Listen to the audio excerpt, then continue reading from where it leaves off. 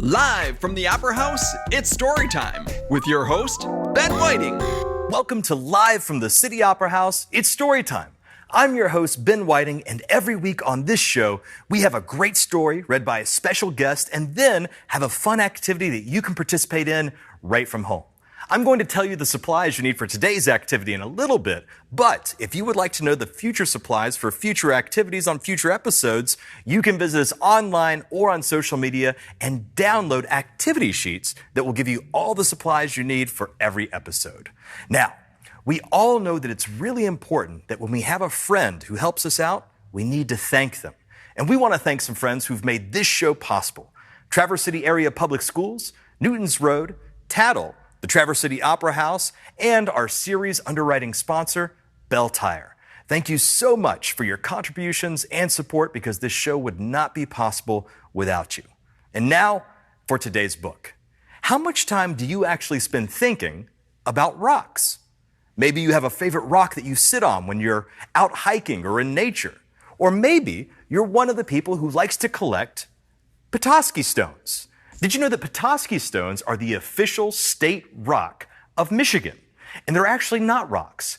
They were actually fossilized coral, ancient coral, a species that existed 350 million years ago. And we can find them right in our own backyard along the shore of beautiful Lake Michigan. Now, some of you might be saying, you know, Ben, rocks aren't actually that interesting. They just sit there, not doing much at all. Well, I'm here today to convince you otherwise with our book. We're going to show you that a rock is lively. And that's actually the title of today's book. And our activity today is going to be exploring fizzy lava rocks. To do that, we're going to take the chemical reaction between vinegar and baking soda and see how it interacts with rocks. And now we'll see why lava rocks have a bumpy surface. Some people actually call it porous. Now, today's activity can be a little bit messy, so make sure you get your parents' permission and help when performing it. The supplies you're going to need today are vinegar, baking soda, food coloring, and a tray to use as a work surface. Now, if you don't have these supplies readily available, that's okay. Go ahead and watch the rest of the episode, and then you can watch the episode again later on demand when you have all the supplies ready. Now, today's special guest. I am really excited because we have the president of Northwestern Michigan College, a college found right here in Traverse City, Mr. Nick Nissley. And he actually studied geology, the study of rocks, when he was in school. So I'm really excited to hear his insight on today's book. And with that, Mr. Nissley, take it away. Hello, everyone. My name is Dr. Nick Nissley, and I serve as the president of Northwestern Michigan College. And before I became a college president, I was a geologist. I was actually trained as a geologist through my undergraduate studies at The Ohio State University. And today, even though I'm not working as a geologist anymore, I still love rocks. And I can't go outside, especially at places like Sleeping Bear Dunes, without coming home with pockets full of rocks. So today, I'm excited to share with you a book. And the book is about rocks. In fact, it's called A Rock is Lively. A rock is lively, bubbling like a pot of soup deep beneath the earth's crust, liquid, molten, boiling. Did you know that depending on what type of rock it is, a rock melts at temperatures between 1,300 and 2,400 degrees Fahrenheit? Usually the oven we use at home doesn't get higher than 500 degrees Fahrenheit. So that means it's really hot when a rock gets melted. A rock is mixed up. All rocks are made up of a mix of ingredients called minerals. Just as a batter of flour, butter, and sugar make a cookie, a batter of minerals make a rock. The recipe for a rock might include minerals like aluminum, copper, gypsum, lead, nickel, many other kinds of minerals. A rock is galactic. Outer space is a shower of rocky fireworks. In fact, there are things called meteoroids, comets, and asteroids. Meteoroids are rocks that range in size from a grain of sand to a basketball. They become meteors or shooting stars when they streak through the Earth's atmosphere and then vaporize. Sometimes pieces of the meteor aren't vaporized and land on the Earth's surface. These are called meteorites. It reminds me, just last month in August, out on Old Mission Peninsula where I live, my 2 daughters and my wife and I gazed up to the sky in August to the Perseids meteoroid shower. What a night. Comets are balls of rock and ice, sometimes called dirty snowballs, that are heated by the sun and soar through space, leaving glowing ribbons of dust behind them. And then there's asteroids. Asteroids are gigantic chunks of rocks and metal. They can weigh millions of tons. The largest known asteroid is 650 miles in diameter. It would take a person 352 hours, or nearly 15 days, to walk around it. A rock is old. The oldest known rocks on Earth were formed billions of years before the sky turned from green to blue, before dinosaurs thundered across the Earth, before humans learned how to make fire. The oldest rocks ever found are nearly 4.5 billion years old. A rock is huge. Considered by many to be the world's largest rock, Australia's Mount Augustus is a sandstone rock with an elevation or height of 3,628 feet above sea level.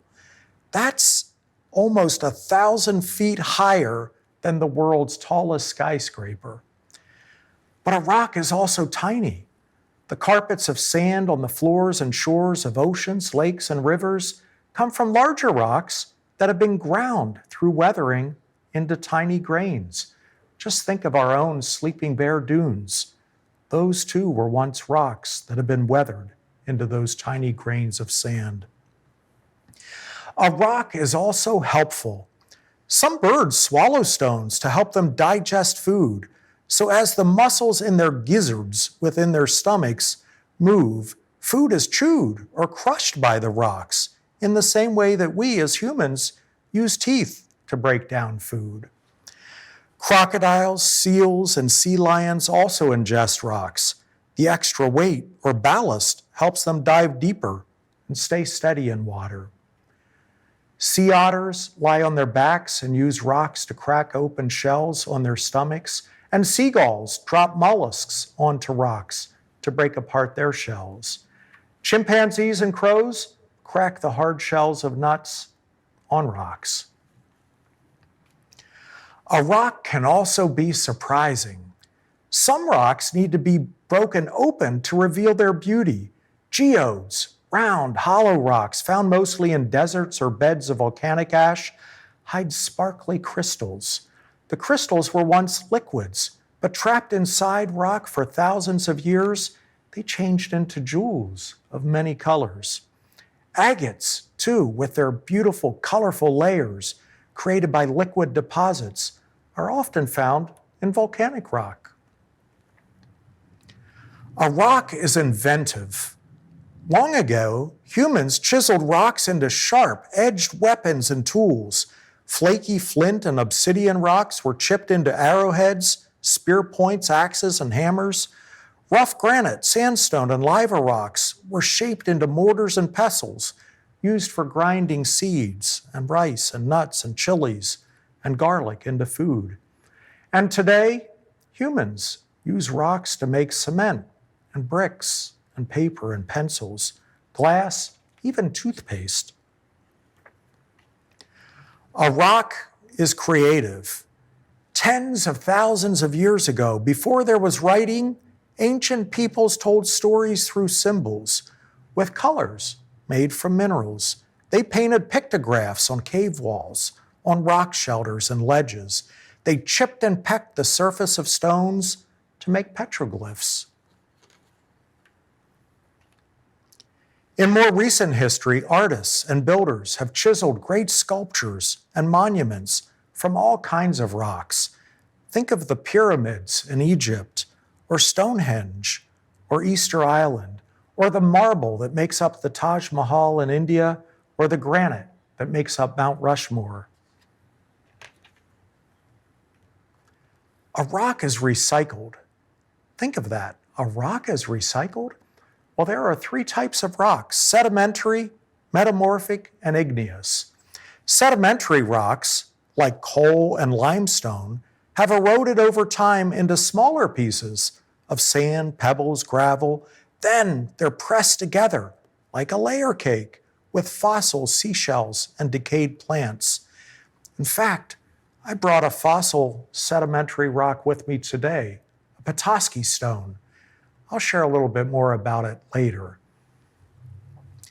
Metamorphic rocks began as sedimentary or igneous, but were baked and squeezed so hard by heat and pressure, they became metamorphic rocks like slate and marble.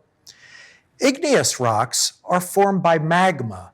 When magma erupts through volcanoes, it cools and hardens into rocks like granite and pumice. Pumice is so light, it floats. A rock doesn't hurry, though. Over thousands of millions of years, it changes from one form to another. This is called the rock cycle.